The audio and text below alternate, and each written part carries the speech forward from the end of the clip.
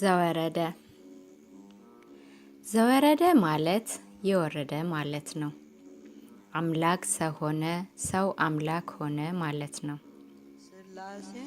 ይህም ጌታችን መድኃኒታችን ኢየሱስ ክርስቶስ እኛን ለማዳንና ፍቅሩን ሊገልጽልን ከሰማያት መውረዱን ከድንግል ማርያም የእኛን ሥጋ መዋሃዱን የሚያዘክር ከሰማየ ሰማያት ወርዶ ከቅድስት ድንግል ማርያም መወለዱን የሚያመላክት የሚታወስበት የሚነገርበት የዐቢይ ጾም አንደኛ ሳምንት ነው። ዮሐንስ 3:13 እግዚአብሔር አምላክ ለአዳም በገባው ቃል ኪዳን መሰረት የዘመኑ ፍጻሜ በደረሰ ጊዜ እግዚአብሔር ከሴት የተወለደውን ልጁን ላከ እንዳለ ሐዋርያው ቅዱስ ጳውሎስ የጠፋውን አዳም ፍለጋ ከአባቱ እሪና ሳይጎድል ሳይለይ ከሰማይ መውረዱን የምናዘክርበት በዓል ነው።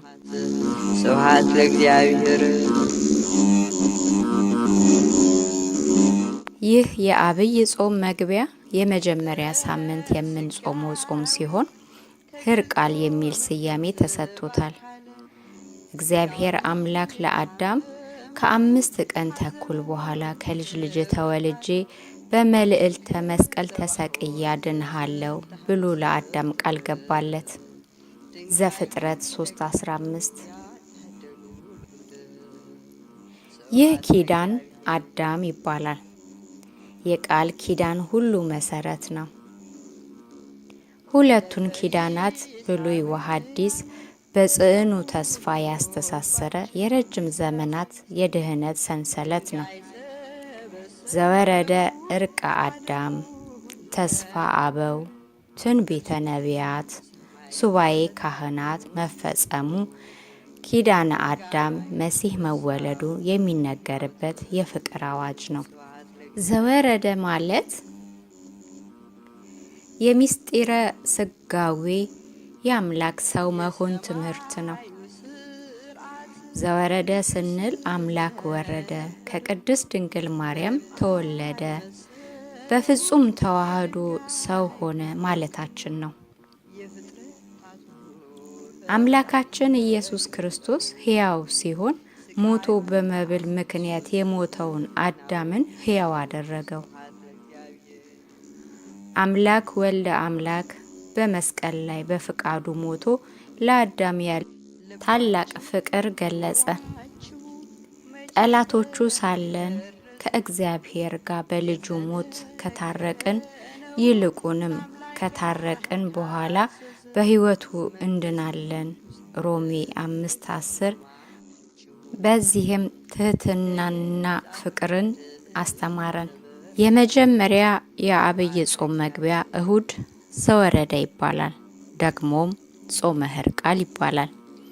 ስያሜውም በ614 ዓመተ ምህረት ኪሪዮስ የተባለ የፋርስ ንጉሥ ኢየሩሳሌምን በመውረር ጥቃት አደረሰ።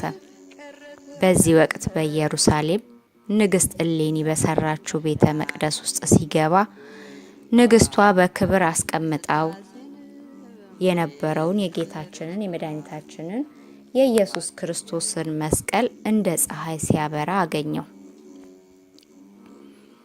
ቢነካው አቃጠለው።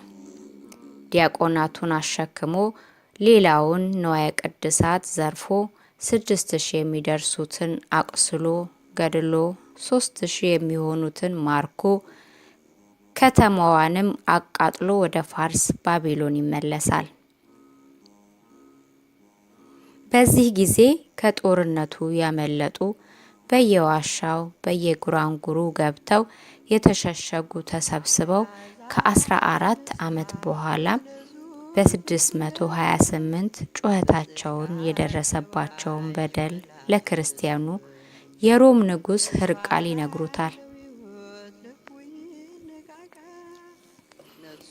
እርሱም ሐዋርያትን ሰው የገደለ ዕድሜውን በሙሉ ይጹም ስላሉ እንዴት ላድርገው አላቸው።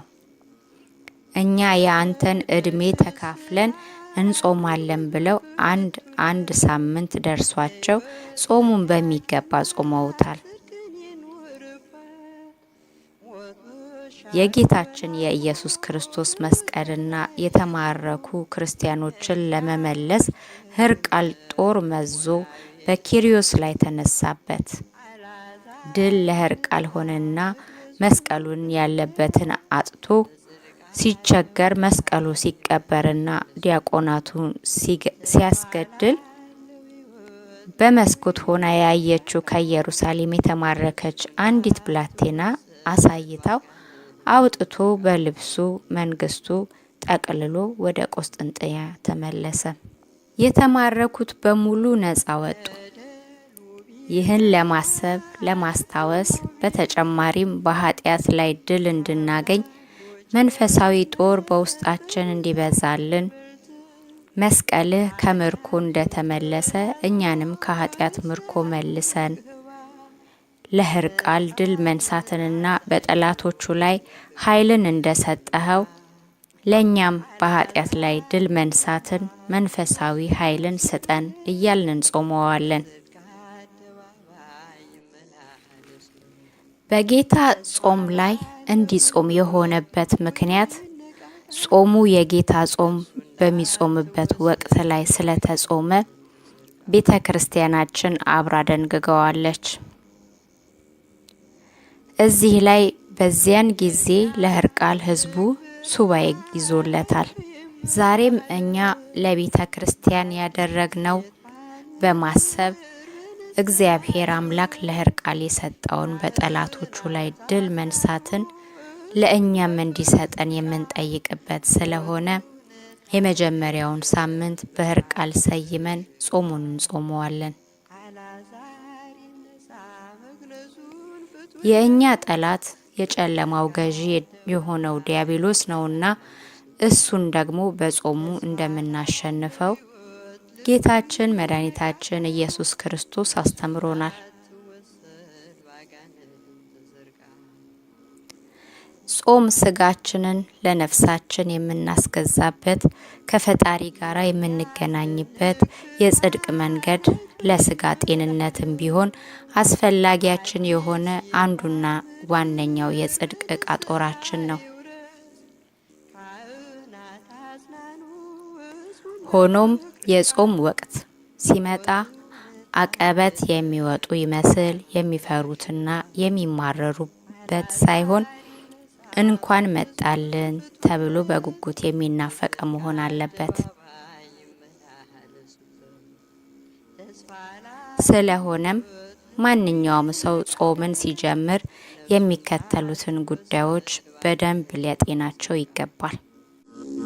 በአምላክ ብርሃን ይመላለስ አይቶ ንስሐ ይጥበው እንዲታይ የዲያብሎስን ስራ ሊያፈርስ የተገለጠው የእግዚአብሔር ልጅም በጾም ድል ማድረግን ለእኛ አስተምሮናል። እኛም በዚህ በአብይ ጾም የለመነውንና የጠየቅነውን ነገር ሁሉ ከኃጢአት በስተቀር እንዲከናወንልን ጾምን ገንዘባችን እናድርግ። በጾምም የተጠቀሙ ቅዱሳን አባቶችና ቅዱሳን እናቶች እንዳሉን እናስተውል።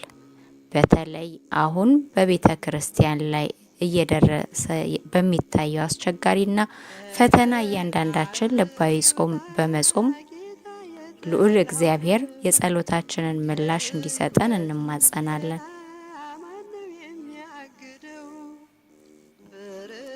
ጾም ጸሎታችን የቅዱሳን አምላክ እግዚአብሔር ይቀበልልን። አሜን። ወስብሐት ለእግዚአብሔር። ይነሳ መግነዙን ፍቱለት፣ በጽድቅ አደባባይ ይመላለስ።